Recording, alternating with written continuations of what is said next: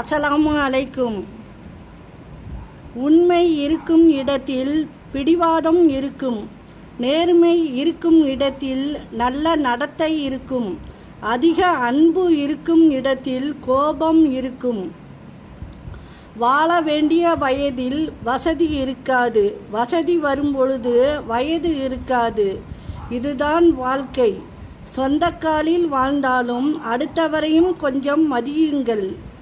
ஏனென்றால் சொந்த காலிலேயே நீங்கள் சுடுகாட்டுக்கு போக முடியாது. நாட்கள் கடந்து போகலாம், வருடங்கள் கடந்து போகலாம், மணித்துளிகள் கடந்து போகலாம், ஏன் காதலும் கடந்து போகலாம்.